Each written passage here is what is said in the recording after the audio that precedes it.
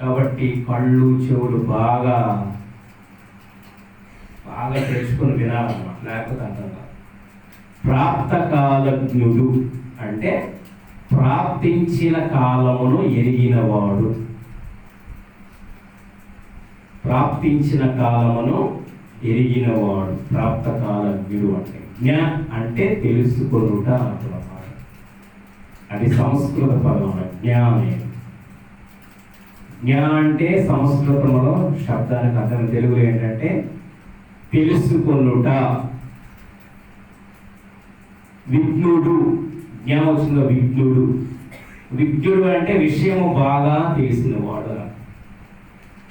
అల్పజ్ఞుడు విషయము తక్కువ తెలిసినవాడు. అజ్ఞుడు ఏమి తెలియదు, అజ్ఞుడు.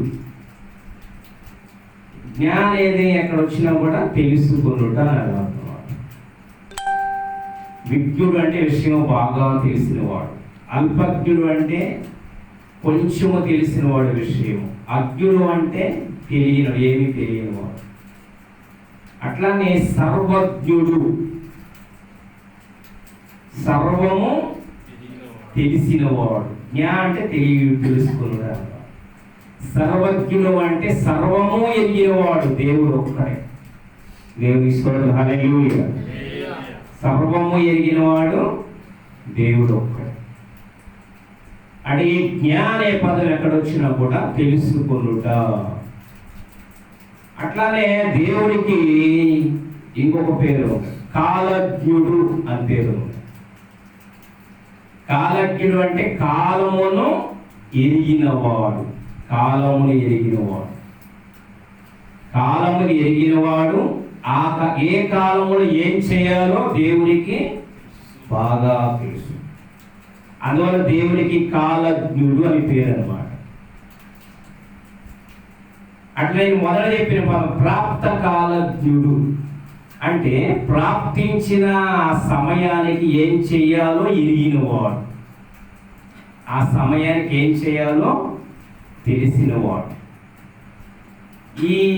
ఈ పదాన్ని గురించి మామూలుగా తెలుగులో వ్యంగ్యంగా ఒక సామెత వాడతారు.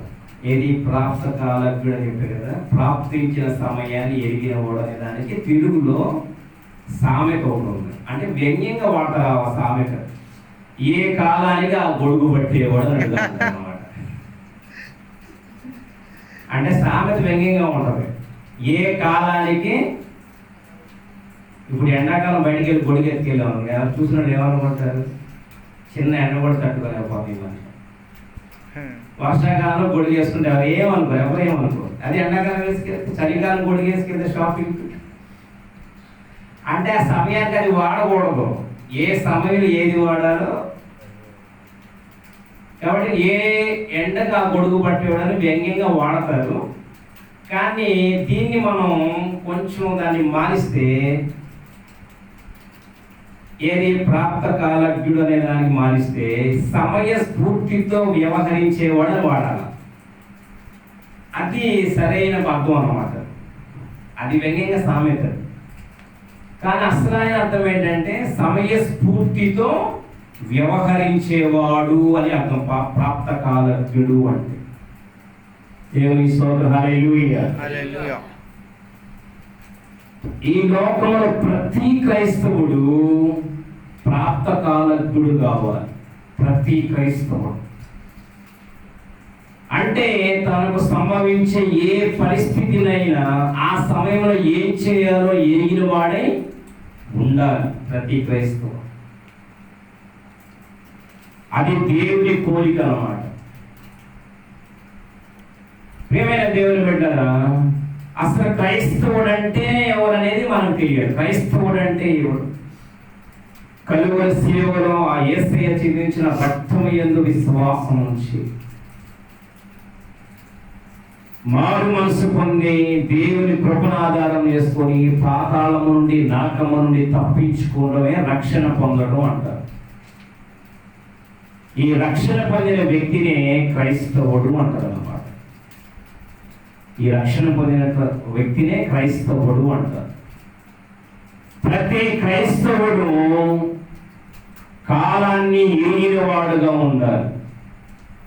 కాలాన్ని ఎరిగినవాడుగా ఉండాలి. ఇప్పుడు మనం కూర్చుని ఇది ఏ సమయం చెప్పండి? ఇది ఇక్కడ కూర్చున్నాం, ఇంటికాడ కూర్చొని నిద్రపోయే టైం కాదు, ఇక్కడ కూర్చున్నాం. ఇదే సమయం. ఇప్పుడు ఇది వాక్యాలు వినే సమయం. కాబట్టి ఏం చేయకూడదు? నిద్రపోకూడదు. అది కాలం జరగడం అంటే. అర్థమైందా? ప్రార్థనా సమయం. కళ్ళు చూడకూడదు, కళ్ళు మూసుకుని ప్రార్థన చేయాలి. ఏ సమయానికి ఏం చేయాలో ఎరిగి ఉండుట. కొంతమంది పాటలు పాడుతుంటే బైబిల్ తీసి చూస్తూ ఉంటారు.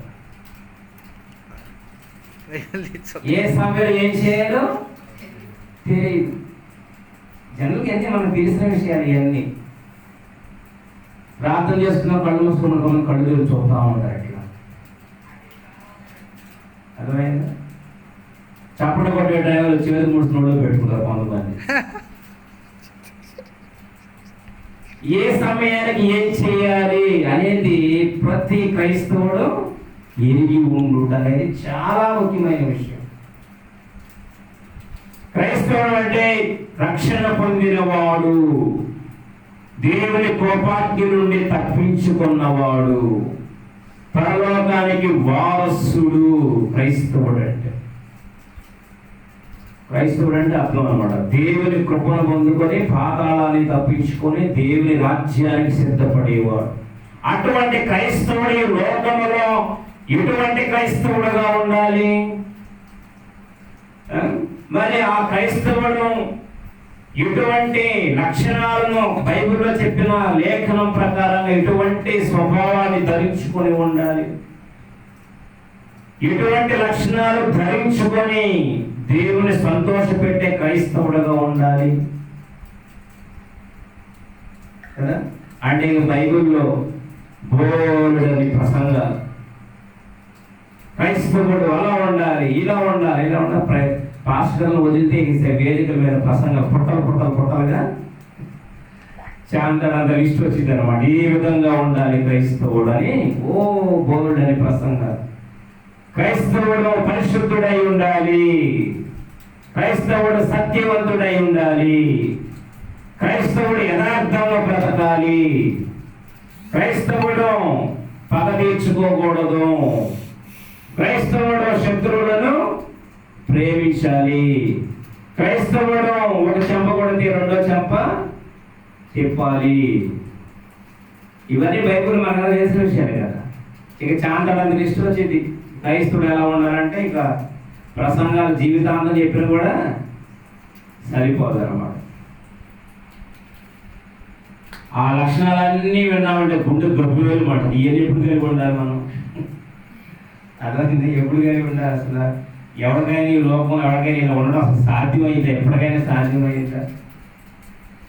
ఎందుకంటే ఏ లక్షణాలు కలిగి ఉండమని బైబిల్ చెప్తుందో ఆ లక్షణాలు కలిగి ఉండే సమయానికి కొన్ని విషయాలు మళ్ళీ బైబిల్ ఏడు వస్తాయి అన్నమాట.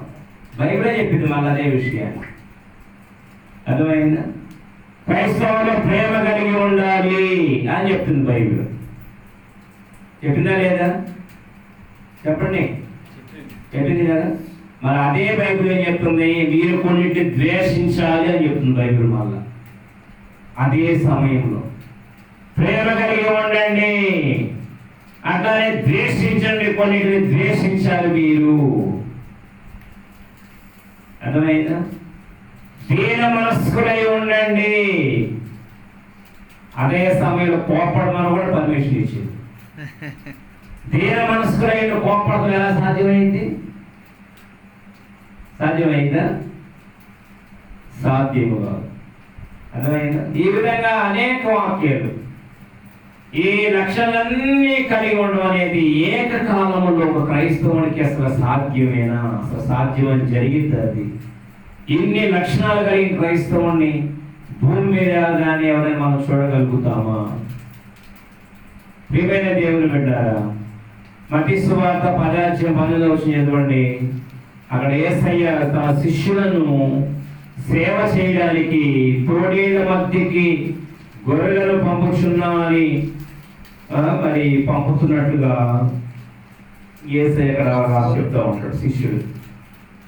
మత్తయి సువార్త 10వ అధ్యాయము 12వ వచనం. వారు మిమ్మును అప్పగించినప్పుడు 16వ వచనం. ఇదిగో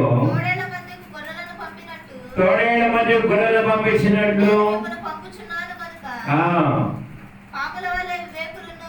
పాముల వలె వివేకులను ప్రభు అంటున్నాడు, నేను మిమ్మలను తోడేళ్ల మధ్యకి గొర్రెలను పంపించినట్లు పంపుచున్నా. తోడేళ్లాగా క్రైస్తవుడికి ఈ లోకమే పెద్ద శత్రువు శిబిరం అన్నమాట. ఏం చేసినా కూడా లోకస్తు దృష్టిలో ఎప్పుడు కూడా ఏదో ఒక నింద వేస్తానే ఉంటారు క్రైస్తవులు. ప్రభువే చెబుతున్నాడు, తోడేళ్ల మధ్యకి గొర్రెలను పంపించినట్టు నేను మిమ్మలను. తోడేళ్ళ చేసిన తర్వాత నువ్వెందుకే పంపించిన గొర్రెల మధ్య గొర్రెలాగా వేయాలి? అంతే కదా. ఆ తోడేళ్ళు అక్కడ ఉన్నాయి తెలుసు. ఈ గొర్రె వెళ్తే పడతానికి చూస్తాయి, గాయపరచడానికి వస్తాయి, చివరికి చంపడానికి కూడా. మరి ఇది తెలిసిన వాడు ఏది పంపిస్తున్నా తోడేళ్ళ మధ్యకి తప్పదు, వెళ్ళాలా. దేవుని పని కోసం ఏం చేయాలి? వెళ్ళాలి. అర్థమైందా? వెళ్ళమని చెబుతూనే మన తీర్పు పత్రికలు అంటాడు, మీరు మీ మీద ఏ నింద పడకుండా జాగ్రత్తగా చూసుకోమంటాడు. మళ్ళీ ఏది తీర మనస్సులో అయి ఉండి కోపడండి అన్నట్లుగా. అర్థమైందా? అలానే మరి దుఃఖపడండి.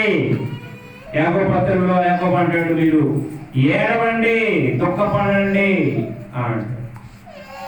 ఫిలిప్పీ పత్రికలో పౌలు అంటాడు, ఆనందించండి. ఇప్పుడు ఏం చేయాలి? ఆనందించాలా, దుఃఖపడాలా? ఏమా నాకనే చూడండి. ఆనందించమని పౌలు అంటాడు, దుఃఖపడమని యాకోబు. ఏం చేయాలి? ఇప్పుడు ఏదో ఒకటి చేయితే చేస్తాం, కానీ ఏకకాలం రెండు చేయమంటే అర్థమైందా? ప్రియమైన దేవుని బిడ్డారా, ఇటువంటి బైబిల్లో కొన్ని వాక్యాలన్నీ ఎట్లా ఉంటాయంటే, కొన్ని ఒకదానికి ఒకటి దుఃఖపడండి, సంతోషపడండి, వేరే కాలంలో చేయండి పంపించారు. అట్లానే మరి కొన్నింటి ప్రేమించండి, కొన్నింటి ద్వేషించండి. అర్థమైందా? బైబిల్ వాక్యాలను చూస్తే కొన్ని వాక్యాల ప్రకారంగా బ్రతికితే ఇంకొన్ని వాక్యాలు ఏం చేస్తే దాన్ని ఖండిస్తున్నట్టుగా ఉంటాయి. స్వయం ఖండన వైవిధ్యము అన్నట్లుగా ఉంటుంది. ఏసయ్య మరి తోడేళ్ళ మధ్య మేము పంపిస్తాను ఏసయ్య చెప్తాడు. తీర్పుపత్రులు పౌలు అంటాడు, మీరు ఏ నింద పడకుండా జాగ్రత్తగా ఉండండి. అసలే అనేకమైన నిందలేసి ఏ పని చేసి మంచి పని చేసినా కూడా క్రైస్తవులు లోకస్తులు ఎలా ఉంటుంది? తప్పుగానే. ఒక పక్కన లోకం, తీరా తోడేళ్ళ మధ్య పని చేసి వచ్చిన తర్వాత దేవుడు ఏమో ఒక మాస్టర్ లాగా బెత్తం పడుకుని ఎదురు చూస్తూ ఉంటాడు. అట్టెందుకు చేసేవారు, ఎట్లా చేసేవారు అని పైన ఆయన బెత్తం పట్టుకొని కూర్చుంటాడు మాస్టర్ లాగా. లోకం దృష్టిలో ఏ పని చేసినా అది మనకి నిందలు వస్తానే ఉంటాయి. అది చెడుగానే ఉంటుంది వాళ్ళ దృష్టిలో, తప్పు పడతానే ఉంటారు. ఇక తిరిగి పని చేయడం వచ్చి చూస్తే దేవుడేమో తన మరి మాస్టర్ లాగా బెత్తం పట్టుకొని కూర్చుంటాడు. ఎందుకు అలా చేసేవాడు, ఎందుకు ఇలా చేసి నేను చెప్పిన అలా చేయాలి కదా నువ్వు. అలా చేస్తేనే లోకస్తుల దృష్టిలోనేమో నిందలు, అవమానాలు. ఈ విధముగా క్రైస్తవుడు మరి ఏ విధముగా దేవుని సంతోష పెట్టగలడు? ఇన్ని వాక్యాల మధ్య, లేఖనాల మధ్య దేవుని ఏ విధంగా సంతోష పెట్టగలడు? దేవుని స్తోత్రం. హల్లెలూయా, హల్లెలూయా, హల్లెలూయా. అర్థమైందా?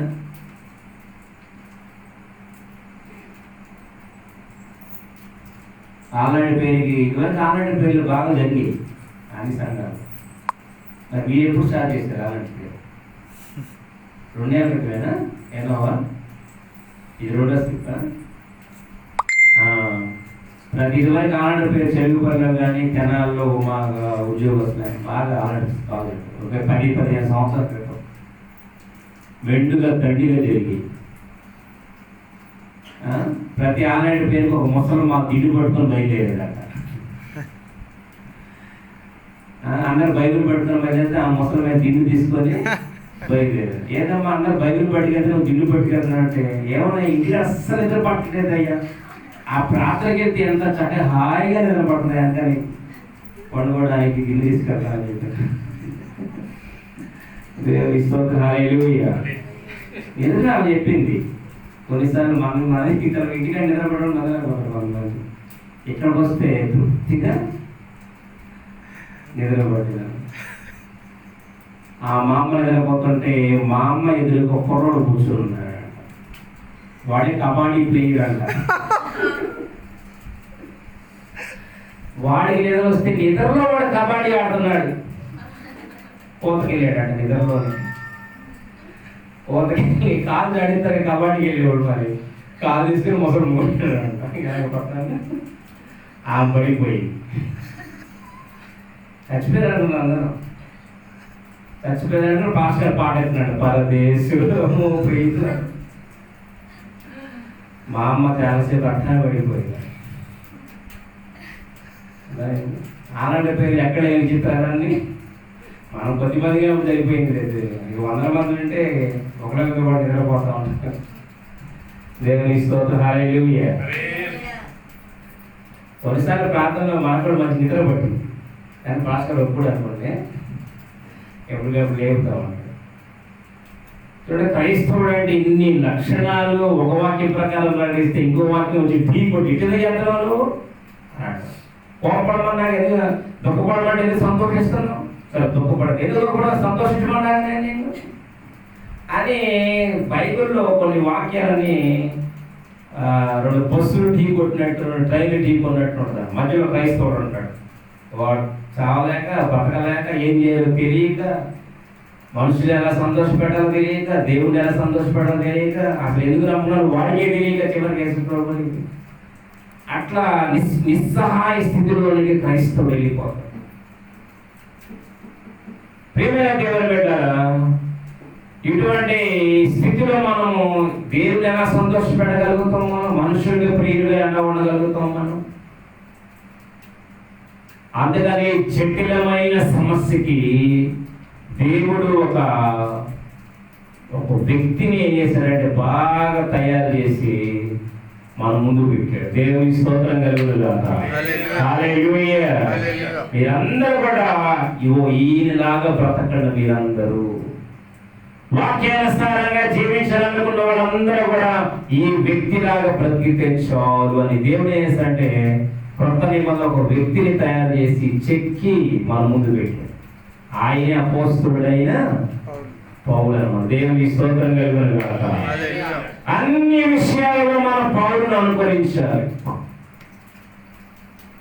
అప్పుడు సకల లేఖనాల ప్రకారంగా జీవించడానికి మనకు అవకాశము దొరికింది. అన్ని విషయాల్లో పౌలును అనుసరించాలి. సిద్ధాంత విషయాల్లో కానీ, లోక సంబంధమైన వ్యవహారాల విషయంలో కానీ, ఆత్మ సంబంధమైన విషయాలలో కానీ పౌలుని మనం మాదిరిగానే పెట్టుకోవాలి. పౌలు యొక్క అడుగులో మనం అడిగేస్తే యేసయ్య అడుగులో అడుగు మనం యేసయ్య అడుగులో మనం అడుగు వేసినట్టు. అందుకని పౌలు అడుగుతున్నది 11వ అధ్యాయం నేను క్రీస్తును పోలి నడుచుకున్న ప్రకారము. మొదటి కొరింథీ 11వ అధ్యాయము 11వ వచనం. 11 మొదటి వచనం. నేను క్రీస్తును పోలి నడుచుకొనుచున్న ప్రకారము మీరు నన్ను పోలి నడుచుకోండి. ఒక్క పదం ఆ ఒక్క వచనం. నేను క్రీస్తును పోలి నడుచుకొనుచున్న ప్రకారము. యేసుక్రీస్తుకున్న 12 మంది అపోస్తలుల్లో ఎవరు ఈ మాట చెప్పారు? ఎవరు చెప్పారు? పేతురు కానీ, యోహాను కానీ. పేతురు 2 పత్రికలు రాశాడు. యోహాను భక్తుడు 3 పత్రికలు రాశాడు. యేసయ్య తమ్ముడు యాకోబు ఒక పత్రిక రాశాడు. మరి ఆ యోహాను 3 యోహాను, యోహాను సువార్త, ప్రకటన గ్రంథం. ఎవరైనా ఈ మాట చెప్పారు? అపోస్తలులు ఎవరైనా చెప్పండి, మీరు చెప్పండి. ఎవరైనా చెప్పారా? ఎవరు చెప్పరు. అపోస్తలుడైన పౌలు మాత్రమే చెప్పాడు. నేను క్రీస్తును పోలి నడుచుకున్న ప్రకారము మీరు నన్ను పోలి నడుచుకోండి. ఫిలిప్పీ సంఘానికి చెప్పాడు అదే మాట, తెస్సలోనికీ సంఘానికి చెప్పాడు అదే మాట. నేను మీకు మాదిరిని వాక్యానుసారముగా ప్రవర్తించాలి. దేవుని సంతోష పెట్టాలనుకునే ప్రతి ఒక్కరు కూడా పౌలులాగా ఏం చేయాలి? నడుచుకోవాలి. కొన్ని సంఘస్థులు పౌలును అనుసరించడం ప్రారంభించారు. పౌలే చాలా సంఘాలకు పత్రికలు రాశాడు లేదా 14 పత్రికలు రాశాడు. రోమా సంఘం, కొరింథీ సంఘం, గలతీ, తెస్సలోనిక 14 పత్రికలు రాశాడు. అటువంటి పౌలుకి కొన్ని సంఘస్థులు పత్రిక రాశారు. ఇది అర్థమైందా? అన్ని సంఘాలు పౌలు పత్రికలు రాస్తే పౌలుకి కొన్ని సంఘస్థులు పత్రిక రాశారు. ఏం చేయాలి? మాకు చెప్పు సలహాన్ని పత్రిక రాసిన పౌలుకి. విగ్రహాల దగ్గరికి వెళ్ళినప్పుడు వాళ్ళు తినమని పలహారం వేస్తున్నారు, ఏం చేయాలని పత్రిక రాసి పంపించారు పౌలుకి. మాకు సమాధానం చెప్పి దానికి మళ్ళీ పౌలు పత్రిక రాసి పంపించాడు కొరింథీ సంఘానికి. విగ్రహాలకు భరించిన వాటి విషయము అని కొరింథీ పత్రిక. చూడండి, కొన్ని సంవత్సరాలు తెలియగలరు. ఎందుకంటే పౌరులను అనుసరించేవాడు కనుక వాళ్ళ గురువు అన్నమాట పౌలు. అన్ని విషయాలకి ఆ తరములో ఆ పౌరులు,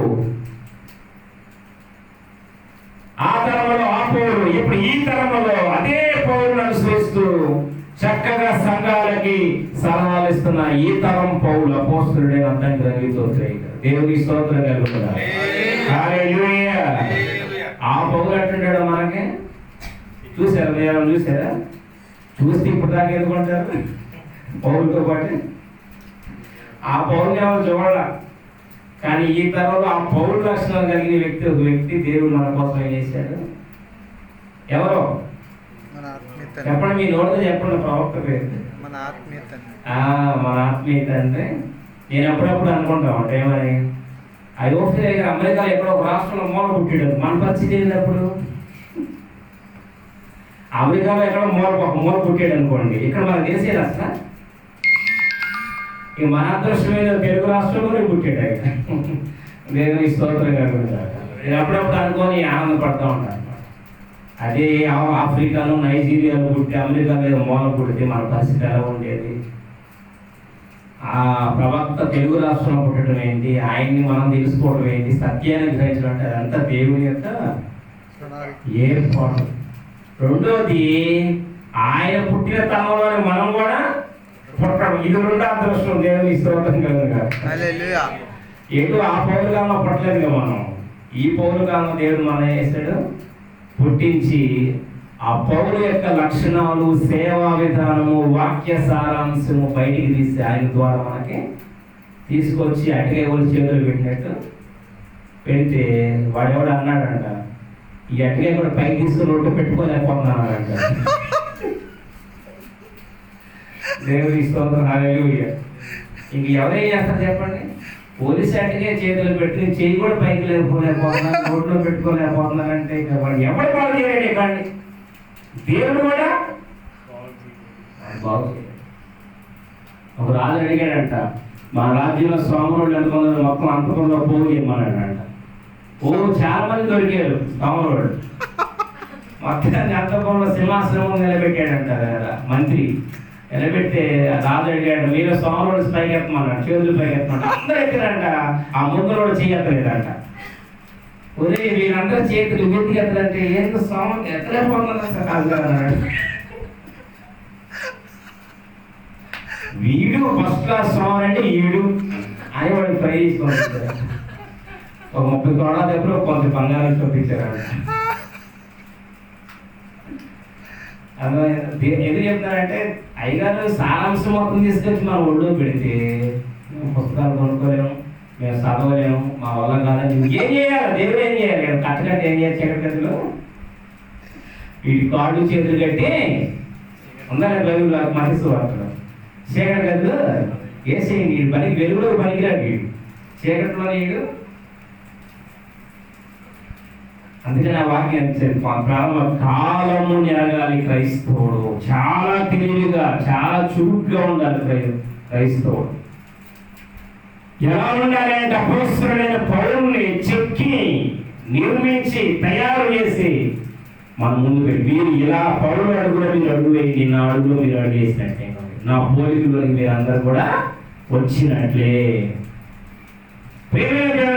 సిద్ధాంత విషయంలో కానీ, లోక సంబంధమైన వ్యవహారాల విషయంలో కానీ, ఆత్మ సంబంధమైన విషయాల్లో కానీ పౌరులను అనుకరించారు.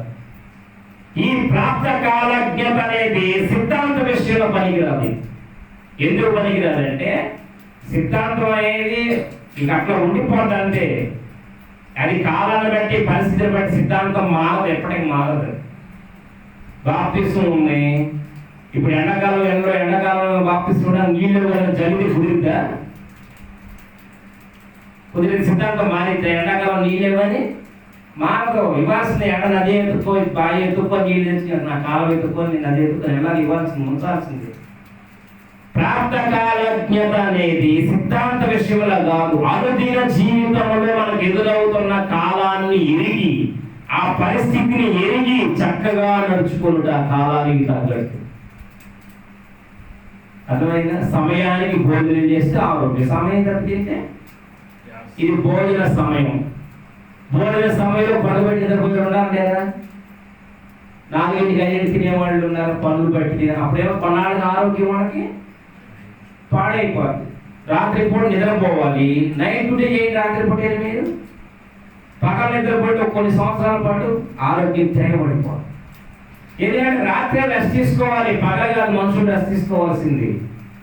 ఏమి లోక సంబంధమైన విషయాల్లోనే కాలం, ఏ సమయంలో ఏ పని చేయాలి ఆ పని చేయాలి, ఎలా ప్రవర్తించాలి.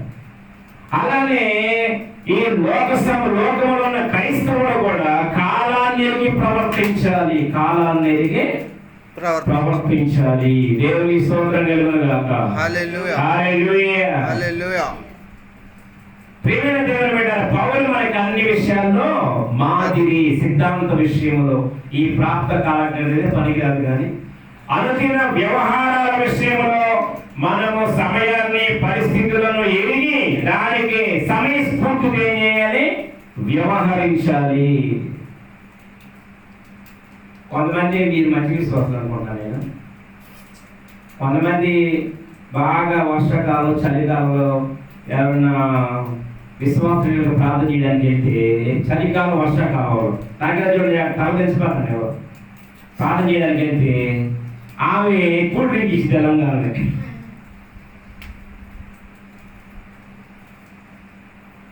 లేకపోతే ఎండాకాలం ప్రార్థన చేయడానికి వెళ్తే వేడి టీ ఇచ్చింది ఒకడు. ఎప్పుడు ఏది ఇవ్వాలి మీరు చెప్పండి? ఎండాకాలం కూల్ డ్రింక్ ఏది ఏది చలికాలం కూల్ డ్రింక్, ఎండాకాలం టీ ఇస్తారు. ఎండ పడేవాడికి ఏం కావాలి? చలికాలం వెళ్ళేవాడికి అది సమయస్ఫూర్తి. అది తెలియ కొంతమంది వేసుకున్నది వేరే విషయం మీకు అర్థం కాదని చెప్తున్నాను. తప్పక ఏడ్చినా తాకలు తెలియని తర్వాత తెలుసుకొని ఇస్తే ఓకే, తెలియదు కాబట్టి ఏడ్చిన దాన్నే సమయస్ఫూర్తి అంటారు. ఏ సమయంలో ఎలా ప్రవర్తించారో తెలుసుకున్న దాన్ని వివేకము అంటారు. దానికి మారు పేరే ప్రాప్త కాలజ్ఞత అని అర్థం. వివేకము. దేవుని స్తోత్రం కలుగునుగాక. హల్లెలూయా, హల్లెలూయా, హల్లెలూయా. ఎఫెసీ సంఘానికి పౌలు రాస్తాడు, మీరు అవివేకులు కాక వివేకులై. అవివేకులు, వివేకులు అనేది 2 రకాలు గుంపు అన్నమాట. ఆ వివేకాన్ని అనే పదాన్ని ప్రాప్త కాలజ్ఞత, ప్రాప్తించిన కాలాన్ని ఆ సమయంలో ఏం చేయాలి ఎరిగిన వాడే జ్ఞాని. అర్థమైందా? కాబట్టి మనకు అన్ని విషయాల్లో పౌలును మనం అనుకరించాలి. పౌలు యొక్క సేవా విధానం మనం చూసినట్టయితే శత్రువుల మధ్యలో దేవుని సేవ చేశాడు. మూర్ఖులతో ఆయన తర్కించి, వాదించి, ఒప్పించాడు. అనేకమైన సంఘాలను, వందల సంఘాలను పౌలు కట్టగలిగాడు. దేవుని వాక్యాన్ని బాగా మనం విని నేర్చుకోకపోతే ఏ సమయంలో ఏం చేయాలో మనకి తెలియదు. చాలా మంది అంటూ ఉంటారు, నాకు ఇప్పుడు ఏం మైండ్ పని చేయట్లేదు అంట. మైండ్ ఉంది లేదా? మా అన్నకు లేదా? ఇప్పుడు ఉంది కాబట్టి బంగారు కోసం మనందరికీ మైండ్ ఉంది, కానీ అప్పుడప్పుడు ఏం చేయదు, అది పని చేసి హ్యాంగ్ అయిపోతుంది. సెల్ హ్యాంగ్ అయిపోయినట్టు సెల్ ఫోన్ విషయం హ్యాంగ్ అంటారు దాన్ని. అంటే స్తంభించిపోతుంది, ఎక్కడ ట్రాఫిక్ అక్కడ ఆగిపోయింది. మైండ్ కూడా కొన్నిసారి పని చేయదు. క్రైస్తవుడికి ఎప్పుడు కూడా మైండ్ హ్యాంగ్ అవ్వకూడదు. దేవుని స్తోత్రం. హ్యాంగ్ అవ్వకూడదు, స్తంభించిపోకూడదు, బాగా పనిచేయాలి, చురుగ్గా పనిచేయాలి అన్నమాట. చురుగ్గా పనిచేయాలంటే ఆ సమయం ఎలా ప్రవర్తించాలో మనకి తెలియాలి అంటే మనకి దేవుని వాక్యం బాగా తెలిసి ఉండాలి, బాగా వినాలి, బాగా నేర్చుకోవాలి, ఆసక్తి కలిగి ఉండాలి నేర్చుకోవడానికి. బాగా వినేవాడే మంచి జ్ఞానం అవుతాడు. దేవుని స్తోత్రం కలుగును గాక. ఎవరు జ్ఞానం అవుతారు? బాగా వినేవాడే జ్ఞాని అవుతాడు. కొన్నాళ్ళు ఎప్పుడు మాట్లాడుతూ ఉన్నాం అనుకోండి, నువ్వు నేర్చుకునేది ఎప్పుడైనా నేర్చుకోవడానికి అవకాశం ఉండదు. అందువల్ల బాగా వింటే, బాగా తింటే పట్టొచ్చింది, బాగా వింటే జ్ఞానం వచ్చింది. అర్థమైందా? మన ఫేస్బుక్లో పోస్ట్ ఒకటి వచ్చింది, ఇప్పుడు మగవాళ్ళందరికీ 9వ నెల జాగ్రత్తగా ఉండాలంట అందరూ. ఎందుకంటే మగవాళ్ళకి ఎక్కువ పొట్ట వస్తా ఉంది. బాగా తింటే పొట్ట వచ్చింది, బాగా వింటే జ్ఞానం వచ్చింది. బాగా తింటే ఒక జోకులు, అది బాగా తింటే బలం వచ్చింది. ఏమొచ్చింది? బాగా వింటే జ్ఞానం వచ్చింది. జ్ఞానం వస్తే ఆ సమయంలో ఎలా ప్రవర్తించాలో నీకు మంచి ఆలోచన వచ్చింది. మనకి 24 గంటలు సంవత్సరం అంతా మనం ఎప్పుడు కూడా మనం స్తంభించిపోకూడదు. మైండ్ మనకి బాగా పనిచేస్తామంట. ఎందుకంటే క్రైస్తవమైన మనము లోకములో దేవుని పని కొరకు బయలుదేరాం కాబట్టి, దేవుని కార్యాన్ని ప్రణాళిక మనం సహకరించాలి కాబట్టి, మనుషుల ద్వారా ఎదురయ్యే పరిస్థితులు, అపవాది ద్వారా ఎదురయ్యే పరిస్థితులు, ప్రకృతి ద్వారా ఎదురయ్యే పరిస్థితులను ఎలా ఎదుర్కోవాలో ప్రతి క్రైస్తవుడు ఆ సమయానికి తెలిసి ఉండాలి. ఆ సమయానికి తెలిసి ఉండాలి. ఇప్పుడేం చేయాలి నాకు తెలియలేదని అనకూడదు క్రైస్తవుడు కూడా. అదే రోమ సంఘానికి పౌరులు మీరు కాలం ఎరిగి ప్రవర్తించాలి. మీరు కాలమును ఎరగకుండా మీరందరూ కూడా నిద్రపోతున్నారు. మీరందరూ కూడా మీరు కాలము ఎరిగిన వారైతే నిద్రలో నుంచి బయటికి వచ్చేస్తారు, మెలుగు కలిగి ఉంటారు మీరందరూ కూడా. రోమ సంఘానికి కాలం ఏంటో తెలియడం లేదు. అందరూ కూడా నిద్రావస్థలో ఉన్నారు. మేలుకునే పరిస్థితులు ఎవరు లేదు. ఇది క్రైస్తవులు ప్రార్థన చేయవలసిన సమయం. ఈరోజు ప్రార్థనగా నిర్ణయించుకున్నాం, నిద్ర వదిలేసి వచ్చేసాం. ప్రార్థన చేయాలి, కాలము ఎరిగి ప్రవర్తించుట. కాబట్టి అన్ని విషయంలో పౌరులు మనం అనుసరిస్తే చక్కగా బైబిల్లో ఉన్న అన్ని లేఖనాల ప్రకారంగా మనం చక్కగా దేవుని జీవించి దేవుని సంతోష పెట్టగలము. దేవుని స్తోత్రం కలుగును గాక. దేవుని సంతోష పెడితే మనం సంతోషంగా ఉంటాం. మనం దేవుని స్తోత్రం కలుగును గాక. సంతోషమే సమాధానమే, సంతోషమే సమాధానమే, సంతోషమే సమాధానమే, చెప్పనాశక్యమైన సంతోషం, చెప్పనాశక్యమైన సంతోషం. ఈ సంతోషము నీకు కావలినా, ఈ సంతోషము నీకు కావలినా, ఈ సంతోషము నీకు కావలినా, నేనే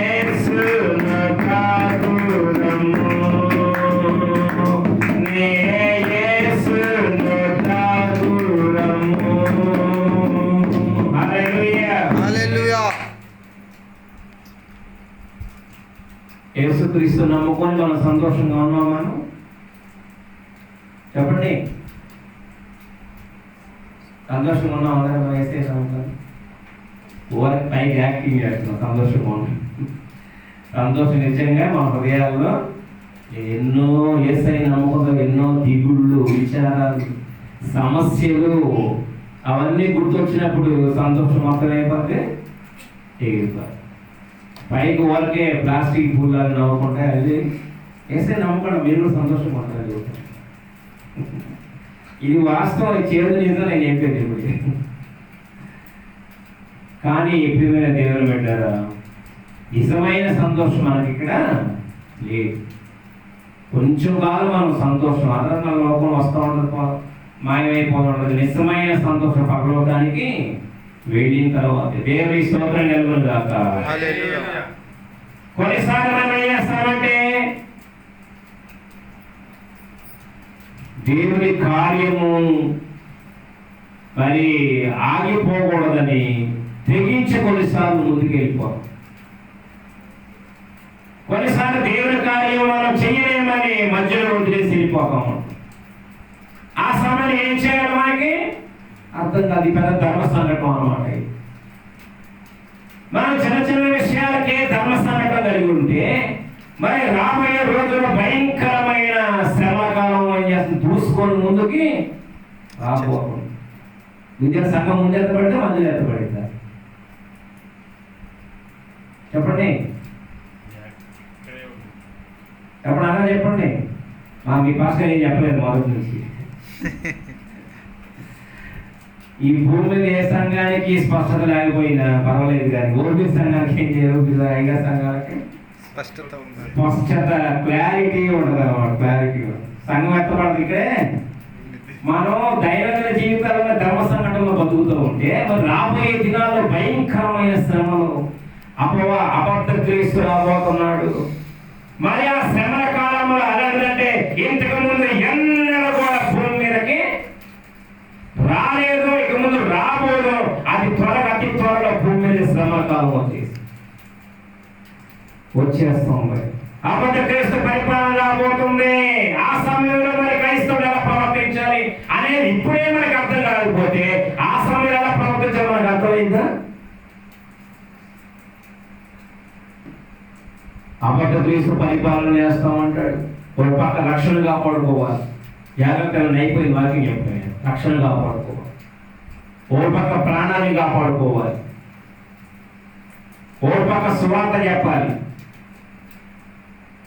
ఓ పక్క శత్రువులు దొరకకుండా తప్పించుకొని తిరుగుతూ ఉంటారు. ఇటువంటి భయంకరమైన శ్రమల కాలంలో ఉండబోయే మనము ఇప్పుడాంచి మనము కాలం బట్టి ప్రవర్తించడం మనము నేర్చుకుంటేనే అప్పుడు ఆ సమయంలో మనం రక్షణ కాపాడుకుంటాం, ప్రాణం కాపాడుకుంటాం, సువార్త ప్రకటిస్తాము, దేవుని ముందు దోషులుగా నిలబడకుండా జాగ్రత్తగా ప్రవర్తించగలుగుతాం. దేవుని స్తోత్రం కలుగును గాక. హల్లెలూయా. అందుకని ప్రతి క్రైస్తవుడు కాలము ఎరిగి ప్రవర్తించడం నేర్చుకోవాలి, సమయస్ఫూర్తితో వ్యవహరించడం నేర్చుకోవాలి. ఇప్పుడంటే మనం నేర్చుకోకపోతే అబద్ధ క్రీస్తు పరిపాలనలో ఏదో ఒక పొరపాటు చేసి దొరికిపోయే ప్రమాదం. ఇది రక్షణ కాపాడుకోబోయి ప్రాణం పోగొట్టుకుంటాం, లేకపోతే ప్రాణాన్ని కాపాడుకోబోయి రక్షణ పోగొట్టుకుంటాం. ప్రాణాన్ని రక్షణ కాపాడుకొని సువార్త ప్రకటించుకొని దాపులు తిరుగుతూ ఉంటాం. ఇటువంటి భయంకరమైన శ్రమలు ఆదిమ సంఘానికి సంభవించి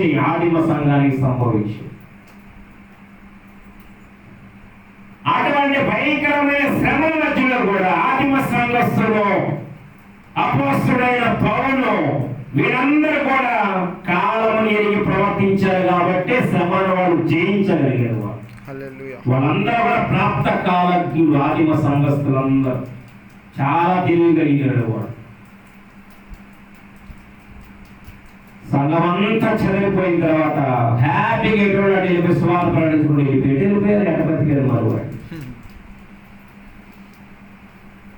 ఆదిమ సంఘము అపోస్తలులైన పౌరులందరూ కూడా ప్రాప్త కాలజ్ఞులు, సమయస్ఫూర్తి కలిగిన వాళ్ళు కనుక సమయస్ఫూర్తి కలిగిన వాడు అనక అటువంటి శ్రమల మధ్యలో కూడా పౌలు 100 సంఘాలను వేసాడు, ఆ ఇంట్లో ఇళ్లలో కట్టేశాడు. ఇప్పుడు సంఘాలు కట్టడం తక్కువ, బిల్డింగ్లు కట్టడం నయ్యం. పౌలు ఎక్కడ బిల్డింగ్ కట్టడం వాక్యం రాయిస్తే దేవుడు దాన్ని బట్టి నేను ప్రతి ఒక్కడే మేము బిల్డింగ్ కట్టాం, దేవుడు ఎందుకు ముందుగా రాయించాడు, ఇళ్లలో సంఘాలు రాయించాడు కానీ బిల్డింగ్ కట్టాడు అక్కడ ప్రభు రాయించిన వాక్యం. అది రాయిస్తే మనం తీసి పక్కన పడేస్తాం. మీరు బిల్డింగ్ లేదుగా మందిరాడతాం. పౌలు కట్టిన సంఘాలన్నీ ఇళ్లలో కట్టింది, బిల్డింగ్లో కట్టలే ఆయన. అకుల ప్రిస్కిల్ల ఇంట్లో ఒక సంఘం ఉంది కదా, ఉందా లేదా? ఒక అమ్మగారి ఇంట్లో ఒక సంఘం ఉంది, రోమి పత్రిక 16 ఉంటుంది. పలానా ఇంట్లో ఒక సంఘం ఉంది. ఇళ్లలోనే సంఘాలన్నీ మీ అందరూ తెలిసిన విషయాలు మొదటి నేర్చుకుంటూ వస్తున్నారు. అర్థమైందా? ప్రియమైన దేవుని బిడ్డలారా, పౌలు చాలా సమయస్ఫూర్తి కలిగిన వాడు. ఆదిమ సంఘస్థులు కూడా చాలా సమయస్ఫూర్తి కలిగిన, అంటే ప్రాప్త కాలజ్ఞుల వాళ్ళందరూ చాలా తెలివి కలిగిన వాడు. ఆ మహాశ్రమల కాలంలో గొప్ప హింస సంభవించిన ఆ సమయాల్లో వారు చాలా తెలివిగా ప్రవర్తించి దేవుని కొరకు బ్రతికి రక్షణ కాపాడుకొని శత్రువులు దూరకుండా స్వార్థ ప్రకటిస్తా దేవుని కొరకు వాళ్ళ ప్రాణాలను అర్పించేసారు. ఇదే మన రాబోయే దినాల్లో రిపీట్ అవబోతున్న మళ్ళా క్రైస్తవ సంఘానికి. అందుకనే ప్రతి క్రైస్తవుడు సమయస్ఫూర్తితో వ్యవహరించడం నేర్చుకోవాలి. దేవుని స్తోత్రం కలుగునుగాక. హల్లెలూయా. హల్లెలూయా. హల్లెలూయా. ప్రియమైన దేవుని బిడ్డలారా, ఆదిమ సంఘస్థులు పౌలు మనకి ఏమి నేర్పిస్తున్నారు అనేది మనకు నేను 5 నిమిషాలు చెప్తాను జాగ్రత్తగా. అట్లా మనం ప్రవర్తించడం మనం నేర్చుకోవాలి. ఆదిమ సంఘానికి ప్రభుత్వం నుండి వ్యతిరేకమైన చట్టాలు బయలుదేరినప్పుడు వాళ్ళు ఏం చేశారు?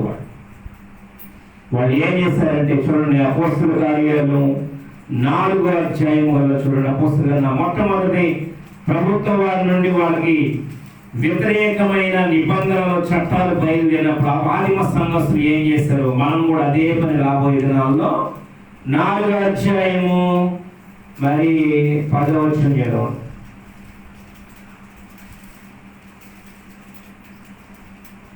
10వ వచనం కాదు, 12వ వచనం. అందుకు పేతురును యోహాను వారిని చూసి, దేవుని మాట వినుట కంటే నీ మాట వినుట దేవుని దృష్టికి న్యాయమా? మీరే చెప్పుడి. మేము కన్న వాటిని విన్న వాటిని చెప్పక ఉండలేమని వారికి ఉత్తరం ఇచ్చిన వాళ్ళే ఎదిరించారు వాళ్ళు. దేవుని మాట వినుట కంటే నీ మాట వినుట దేవుని దృష్టికి న్యాయమా? రోమా ప్రభుత్వం వచ్చిన చట్టాలను వ్యతిరేకంగా వచ్చినప్పుడు వారు దాన్ని ఎదిరించి మేము దేవుని మాటకే లోపడాలి మేము అని వాళ్ళు ఎదిరించి దేవుని కార్యాన్ని వాళ్ళు ముందుకి తీసుకెళ్ళిపోయారు. వాళ్ళు దేవుని స్తోత్రం కలుగునుగాక. హల్లెలూయా. మొట్టమొదటి ఆదిమ సంఘస్థులు చేసిన పనులు మాట. ఇదే పరిస్థితి రాబోయే దినాల్లో మనకు కూడా. అందుకని అయ్యగా చెప్పాడే కదా, సువార్తకి వెళ్ళినప్పుడు బైబిల్లో కరపత్రిక ఒక చేతిలో, రాజ్యాంగం ఒక చేతిలో. ఆదిమ సంఘస్థులే మనకి మాదిరి, పౌలే మనకి మాదిరి. వాళ్ళు ఏం చేస్తారో మనం కూడా అదే అని ప్రవర్తించడం నేర్చుకోవాలి. మొట్టమొదటి వాళ్ళు ప్రభుత్వం యొక్క చట్టాలను ఎదిరించి దేవుని లోబడాలని దేవుని కార్యాన్ని వాళ్ళు ముందుకు తీసుకెళ్లారు. దేవుని స్తోత్రం కలుగునుగాక. రెండోది, వాళ్ళు ప్రభుత్వం యొక్క చట్టాలను మీరినప్పుడు, ప్రభుత్వం యొక్క మాటకు లోబడకుండా ఉన్నప్పుడు ప్రభుత్వం వచ్చే భయంకరమైన శ్రమలు వాళ్ళ మీదకి వచ్చేసి వాళ్ళు ఏమని భావించారు తెలుసా? శ్రమను సంతోషంగా దేవుని కొరకు వాళ్ళు అనుభవించారు. దేవుని స్తోత్రం కలుగునుగాక. హల్లెలూయా. 5వ అధ్యాయము అపోస్తలుల కార్యాలు మరి 41వ వచనం చదవండి. 40వ వచనం చదవండి. 5:40. ఆ నామము కొరకు పాత్రులమని ఎంచబడిన ఆ నామము కొరకు అవమానము పొందినకు పాత్రులమని ఎంచబడి వారు సంతోషముగా మహా సభ ఎదుట నుండి వెళ్ళిపోయి దేవుని స్తోత్రం కలుగునుగాక. హల్లెలూయా. ప్రభుత్వాన్ని ఎదిరించారు, దేవుని పని ముందుకు తీసుకెళ్లారు. రెండోది ఎదిరిస్తే అప్పుడు గవర్నమెంట్ సైలెంట్ ఉంటారు.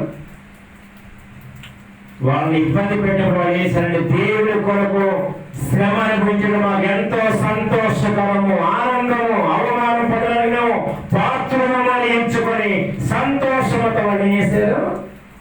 కాబట్టి ఈ కడవరి దినాల్లో మనకి సంభవించే ఏ శ్రమ అయినా సరే మనం సంతోషంగా చేసే వరకు ఏం చేయాలి?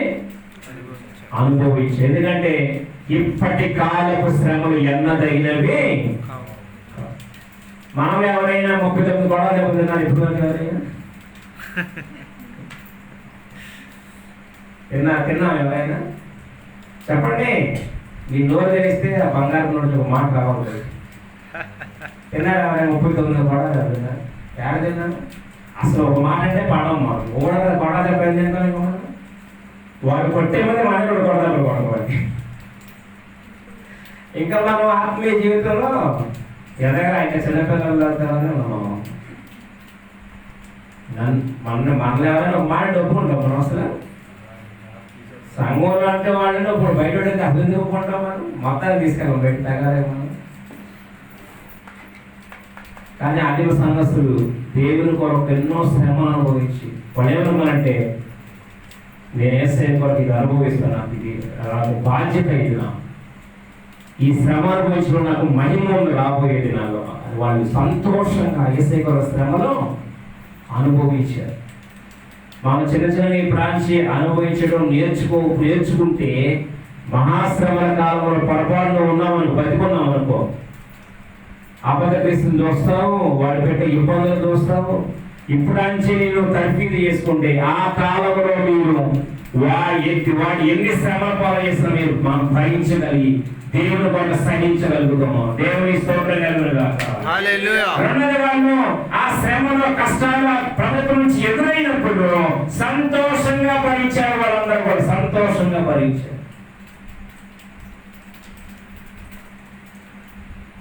దేవుడు ఏదైనా మేలు చేస్తే మనం ఏం చేస్తాం? కృతజ్ఞత కూడిక పెట్టుకున్నాం. అదే ఏదైనా కష్టం వస్తే పెట్టుకుంటాను నువ్వు పెట్టుకుంటాడు. అప్పుడు విజ్ఞాపన ప్రార్థన. ఎందుకు ఈ తొందరగా పోవాలా? మనకు వచ్చి నీ కష్టం ఏం చేయాలి? క్షణం కూడా ఉండకూడదు. మన ఇంట్లో మనం ఒంట్లో ఉండకూడదు, పోవాలి. ఉన్నవాడు 3 పాస్టర్ పెట్టాలి. పాస్టర్ ఈ పాస్టర్ ఎక్కడికి వెళ్ళాలి? వీలు లేదు. సంఘం మొత్తం తీసుకుని మా ఇంటికి తీసుకురావాలా, మొత్తం నా గురించి ప్రార్థన చేసి నేను పోవాలి ముందు. అరే కొంతకాలం భరిద్దాం వేసే కొంత ఆలోచన మనకి చెప్పండి వచ్చిందా? మేలు చేసినందుకు కొట్టడానికి గుడి పెట్టినట్టు చాలా మంది ఉన్నారు. కానీ దేవుని కొరకు నాకు నష్టం జరిగింది, నేను ఇప్పుడు హ్యాపీ అన్నాడు భూమి మీద. అంటే ఇంకా క్రైస్తవులు ఆ స్థితిలో మనం ఎదగలేదు. ఇంకా మనం ఆదిమ సంఘస్థులు వాళ్ళకి వచ్చిన ఇబ్బందులు బట్టి, గవర్నమెంట్ ఎదిరించిన వచ్చిన శ్రమను బట్టి సంతోషముగా వెళ్ళిపోయారు, ఆనందంగా అనుభవించారు. రెండోది మనం కూడా ఆనందంగా దేవుని కొరకు శ్రమలు కష్టాలు అనుభవించాలి. ఆ విధంగా నన్ను నాకు నేర్పించి ప్రభు, తయారు చేయ ప్రభు అని మనం ప్రతిరోజు ప్రార్థన చేయాలి. మనం మూడవది వాళ్ళు దేవుని శక్తి ద్వారా ఈ శ్రమని తప్పించబడాలి అని ఇప్పుడు ప్రార్థన చేయలేదు. వాళ్ళు ఆ శ్రమలో విశ్వాసాన్ని కాపాడుకోవడం గొప్ప భాగ్యం అనుకున్నారు. వాళ్ళు దేవుని స్తోత్రం కలుగునుగాక.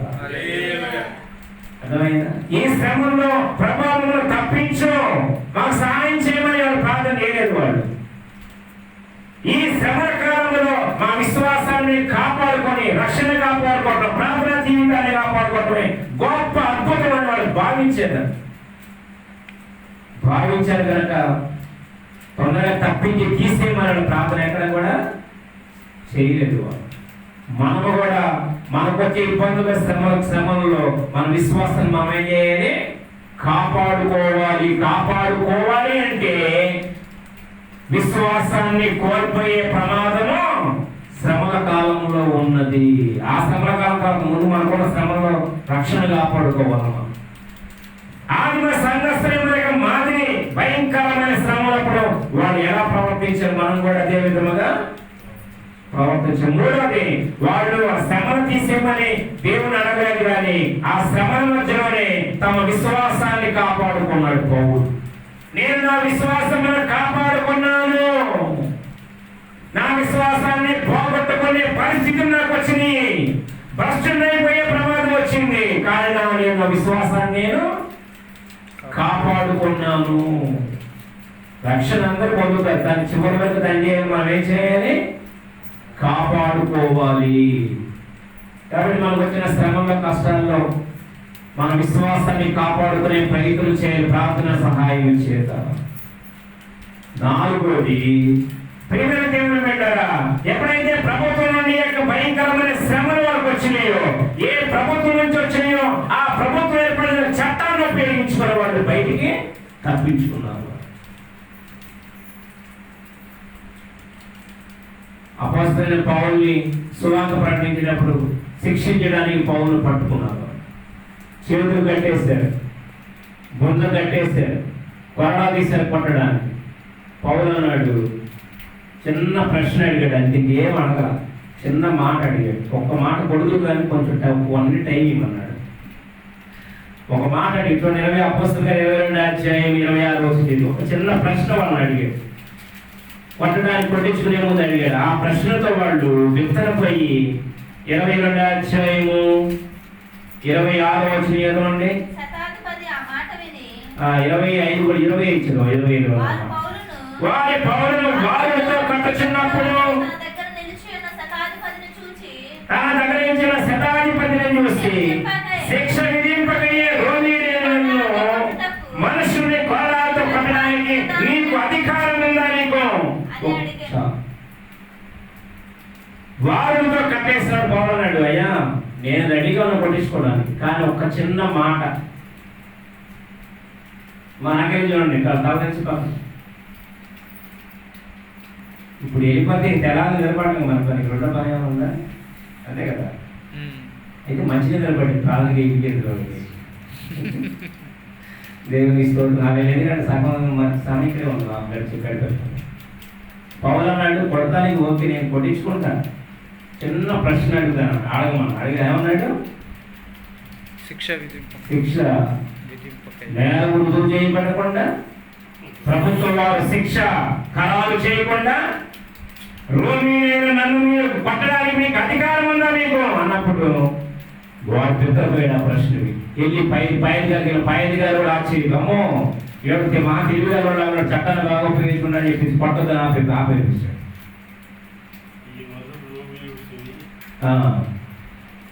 నువ్వు రోమిగా ఆయన పౌరు, నేను రోమి, నేను కష్టపడి డబ్బులిచ్చి పౌరసత్వాన్ని నేను కొనుక్కుంటే ఊరే కొడతాను మీరు, అంత తేలిక పౌరసత్వం అంటే మీ రోమి చేసేవారు మీరు అడిగినప్పుడు వాడు ఆశ్చర్యపోయి కొట్టడం అసలు స్టార్ట్ చేత కొడ నిలబడేమన్నారు. ముందు మా తెలుగు ఉన్నాడు చట్టాన్ని ఉపయోగించుకున్నది పౌరులు కొట్టడం ఆపేశారు వాడు.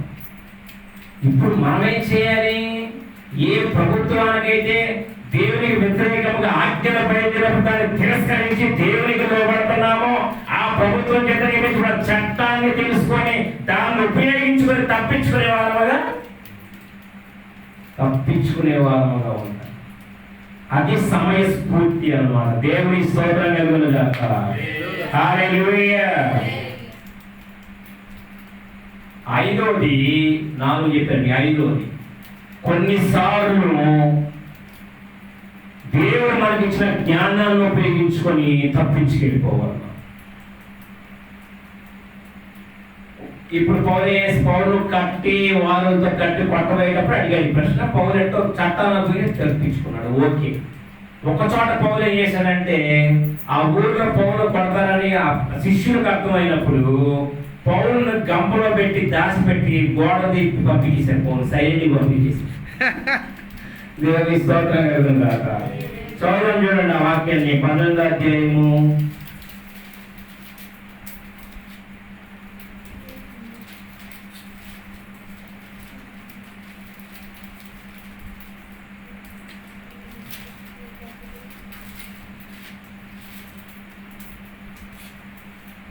12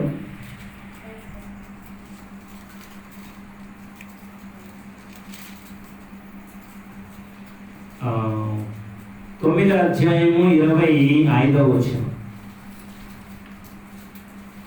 9:25 అపోస్తలుల కార్యాలు. గనుక అతని శిష్యులు రాత్రి వేళ అతను తీసుకొని పోయి గంపలో ఉంచి, అది కొన్నిసార్లు ఏం చేయాలి, మన పౌలు వాళ్ళు మరి రేపు ఉదయం వాళ్ళు శిక్ష విధిస్తారని శిష్యులకు అర్థమైపోయినప్పుడు పౌలు గారిని తీసుకొచ్చి గంపలో కూర్చోబెట్టి ఇంకా ముసిగేసి గోడ దింపాడు అనుకుంటాడు పౌల్ని. అంటే ఇప్పుడు పౌలుకు విశ్వాసం లేదా దేవుని మీద? ఏమనగా చూడండి, పౌలుకు విశ్వాసం, దేవుని మీద విశ్వాసం లేదా? పౌలుకు ప్రార్థన జీవితం లేదంటారా? తిరిగి కూడా పౌలు ఏమన్నా? కాదు కాదు కాదు. పౌలు చాలా తెలివి కలిగిన వాడు. ఆ సమయంలో చొక్కా చెప్పి గుండె పెట్టి నిలబడే పరిస్థితి కాదండి, తప్పించుకుపోయే పరిస్థితి. జాగ్రత్తగా దేవుని స్తోత్రం. హల్లెలూయా హల్లెలూయా. కొన్నిసార్లు మనకున్న దేవుని కలిగిన జ్ఞానాన్ని ఉపయోగించుకొని తప్పించుకొని పారిపోవాలి. మా సువార్తలో పేసయ్య చెప్పినప్పుడు శిష్యులు చెప్పిన ఒక మాట అన్నాడు, ఈ గ్రామంలో సువార్త చెప్పనినప్పుడు మీరు వేరే గ్రామానికి పారిపోయి, మీరు ఆ పదం వాడాడు అక్కడ, వేరే గ్రామానికి పారిపోండి అన్నాడు. ఇప్పుడు పౌలు అదే చేశాడు. అందుకే పౌలు అన్నాడు, నేను క్రీస్తు నడుచుకున్న ప్రకారం మీరు అనుకోలే. ఇప్పుడు పౌలు గమ్ములో మరి దాక్కుని పక్రమానికి వెళ్ళిపోయి, పౌరులకు విశ్వాసం లేదా? ప్రార్థనాపరుడు కాదా? పౌరులకు వాక్యం తెలియదా? చెప్పండి. పౌరుకి మరి ఆ దేవుని మీద విశ్వాసం లేదంటారా? అట్లా భావించకూడదు. పౌరుకు విశ్వాస వీరుడు, అనేకమైన అద్భుతాలు చేశాడు పౌలు. శత్రువులతో తర్కించాడు, వాదించాడు, రాజ్యాంగాన్ని ఉపయోగించుకున్నాడు. కొన్నిసార్లు గోడలకు పారిపోయాడు, వేరే గ్రామానికి వెళ్ళిపోయాడు. దేవుని స్తోత్రం కలుగును గాక. హల్లెలూయా హల్లెలూయా హల్లెలూయా. ప్రకాశం జిల్లా టంగుటూరి ప్రకాశం పొందు మీద చేశారు. ఆ బ్రిటిష్ వాళ్ళు చంపడానికి వచ్చినప్పుడు చొక్కా ఇప్పి కాల్చండి నన్ను, ఇక్కడ కాల్చన్నామన్నాడంట. ఇప్పుడు పౌలు అక్కడ నిలబడే పరిస్థితి చెప్పండి. పౌలు అక్కడ నిలబడతాడు ఇప్పుడు, అది రొమ్ము విప్పి చెప్పే పరిస్థితి. ఎక్కడ సత్తుకుని వెళ్ళిపోవాలి, దేవుని సత్తుకొని ఓడగట్టు సైలెంట్ ఏం చేయాలి? అది సమయస్ఫూర్తి అంటే. రాత్రి మా ఇంట్లో పాము వచ్చింది, చిన్న పాము పొడుగ్గా ఉందండి, మరి తలకాయ చిన్నది, సౌండ్ నిలబడి తెలియనట్టు ఉందండి.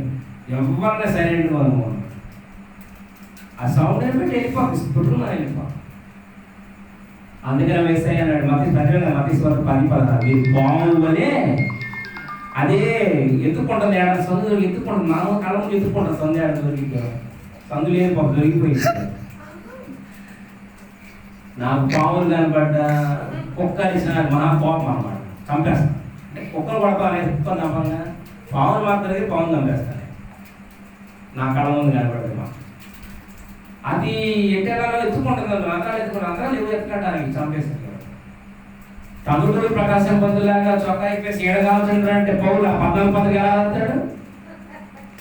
అప్పుడు చచ్చిపోతే మీరు చెప్పండి, 14 రాసేవాడ చొక్కా కాల్చండ్రా అంటే కాలిస్తే 14 ఆడ రాస్తాడు.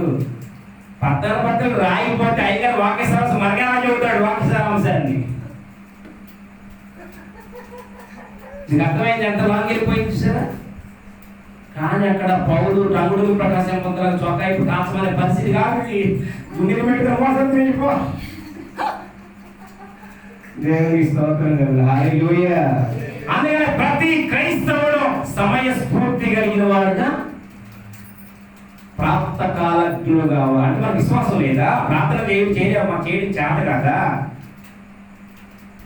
దేవుడు మన ప్రార్థన అద్భుతాలు చేస్తాడు. కొన్నిసార్లు పౌరులాగా ఏం చేయాలి, మనము తప్పించుకు ఇప్పుడు తప్పించుకునే అవసరం కాదు, ఇప్పుడు తప్పించుకోకూడదు, ప్రార్థన చేయాలి. ఇప్పుడు మనం దేవుని స్తోత్రం కలుగునుగాక. అందుకు మనం ఏం చేయాలి? కాలమును ఎరిగి ఏం చేయాలి? ప్రవర్తించాలి. ఎలా సాధ్యం అంటే అది పౌరులు వెంబడిస్తే మనకి ఆదిమ సంఘం ఏం చేస్తుందో మనం కూడా అదే చేయాలి. దేవునికి వ్యతిరేకంగా ప్రభుత్వ వారు నియమాలు బయలుదేరినప్పుడు దేవుని కొరకు వాటిని ఎదిరించి దేవునికి మాత్రమే నిలబడి దేవుని పని ముందుకు తీసుకెళ్ళాలి. అలాంటప్పుడు ప్రభుత్వ వారి నుంచి వచ్చే శ్రమలు శోధనలు వచ్చినప్పుడు దేవుని కొరకు సంతోషంగా అనుభవించాలి. ఆ శ్రమంలో విశ్వాసాన్ని రక్షణని కాపాడుకోవడమే గొప్ప భాగ్యమని ఎంచుకోవాలి. ఏ ప్రభుత్వం ద్వారా శ్రమలు మనకు వస్తున్నాయో అదే ప్రభుత్వం ఏర్పడిన చట్టాన్ని ఉపయోగించుకొని తప్పించుకోవాలి. ఐదోది, కొన్నిసార్లు మానవ జ్ఞానాన్ని ఉపయోగించుకొని తప్పించుకెళ్ళిపోవాలి. అర్థమైంది? ఎంత సమయస్ఫూర్తి అంటే దేవుని వాక్యాన్ని వింటే మనకు బాగా అర్థమైంది.